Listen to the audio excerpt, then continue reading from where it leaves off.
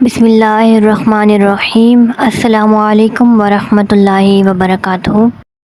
دوستو، ویڈیو کا آغاز کرنے سے پہلے آپ سب سے ریکویسٹ ہے کہ ویڈیو اگر پسند آ جائے تو لائک کریں اور زیادہ سے زیادہ فرینڈز میں شیئر کریں۔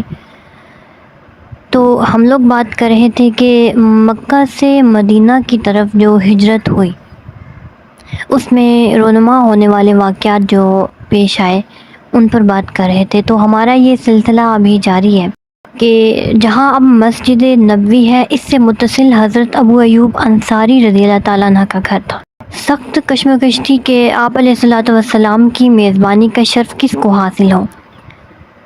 قرعہ ڈالا گیا اور آخر یہ دولت ابو ایوب انصاری رضی اللہ تعالیٰ عنہ کے حصے میں آئی۔ حضرت ابو ایوب رضی اللہ تعالیٰ عنہ کا مقام 2 منزلہ تھا۔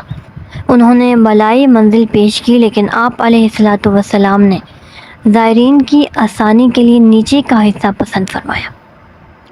ابو ایوب رضی اللہ تعالیٰ عنہ 2 وقتہ آپ علیہ الصلوۃ والسلام کی خدمت میں کھانا بھیجتے اور آپ صلی اللہ علیہ وآلہ وسلم جو چھوڑ دیتے ابو ایوب رضی اللہ تعالیٰ عنہ اور ان کی زوجہ کے حصے میں آتا۔ کھانے میں جہاں حضور صلی اللہ علیہ وآلہ وسلم کی انگلیوں کا نشان پڑا ہوتا، ابو ایوب رضی اللہ تعالیٰ عنہ تبرکن وہیں انگلیاں ڈالتے۔ ایک دن اتفاق سے بالائی منزل میں پانی کا برتن ٹوٹ گیا۔ اندیشہ ہوا کہ پانی بہہ کر نیچے جائے اور حضور صلی اللہ علیہ وآلہ وسلم کو تکلیف ہو۔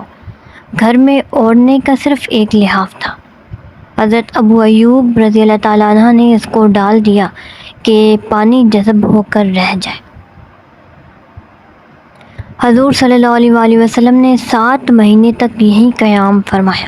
اسی اثناء میں جب مسجد نبوی اور آس پاس کے حجرے تیار ہو گئے تو آپ علیہ الصلوۃ والسلام نے نقل مکانی فرمائی۔ تو دوستو، مدینہ میں آ کر آپ علیہ الصلوۃ والسلام نے حضرت زید رضی اللہ تعالیٰ عنہ اور اپنے غلام ابو رافع کو 2 اونٹ اور 500 درہم دے کر بھیجا کہ مکہ جا کر صاحبزادیوں اور حرم نبوی صلی اللہ علیہ وآلہ وسلم کو لے آئے۔ حضرت ابو بکر صدیق رضی اللہ تعالیٰ عنہ نے اپنے بیٹے عبداللہ رضی اللہ تعالیٰ عنہ کو لکھا کہ وہ بھی اپنی ماں اور بہنوں کو لے کر چلے ہیں۔ حضور علیہ الصلوۃ والسلام کی صاحبزادیوں میں حضرت رقیہ رضی اللہ تعالیٰ عنہ حضرت عثمان رضی اللہ تعالیٰ عنہ کے ساتھ حبشہ میں تھی۔ حضرت زینب رضی اللہ تعالیٰ عنہ کو ان کے شوہر نے آنے نہ دیا۔ زید رضی اللہ تعالیٰ عنہ صرف حضرت فاطمہ الزہرا اور حضرت سودا رضی اللہ تعالیٰ عنہ کو لے کر آئے۔ حضرت عائشہ اپنے بھائی عبداللہ کے ساتھ آئیں۔ دوستو، مدینہ میں قیام کے بعد سب سے پہلے کام ایک خانہ خدا کی تعمیر تھی۔ اب تک یہ معمول تھا کہ مویشی خانہ میں آپ علیہ الصلوۃ والسلام نماز پڑھا کرتے تھے یا پھر جہاں موقع ملتا وہیں نماز پڑھ لیتے۔ دولت قدہ کے قریب خاندان نجار کی زمین تھی جس پر کچھ قبریں تھیں، کچھ کھجور کے درخت تھے۔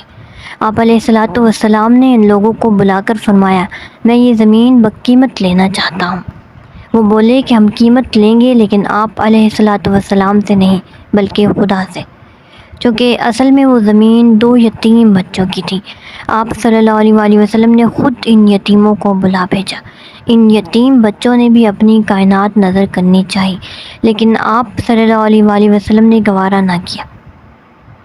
حضرت ابو ایوب رضی اللہ تعالیٰ عنہ نے قیمت ادا کی، قبریں اکھڑوا کر زمین ہموار کر دی گئی اور مسجد کی تعمیر شروع ہوئی۔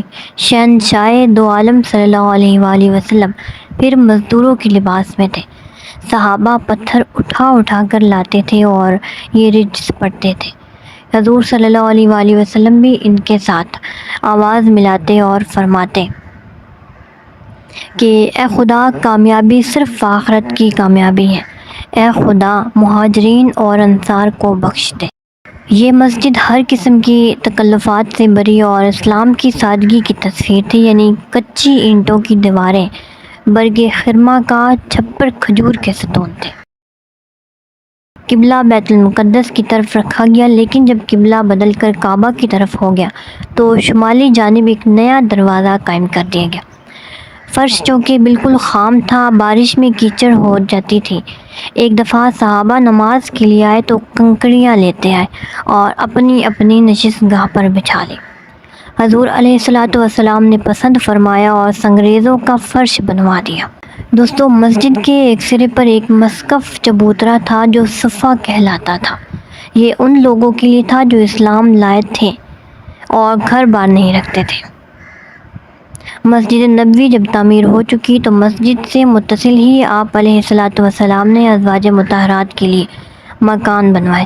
اس وقت تک حضرت سودا رضی اللہ تعالیٰ عنہ اور حضرت عائشہ رضی اللہ تعالیٰ عنہ عقد نکاح میں آ چکی تھی، اس لیے 2 ہی حجرے بنے۔ جب اور ازواج آتی گئی تو اور مکانات بنتے گئے۔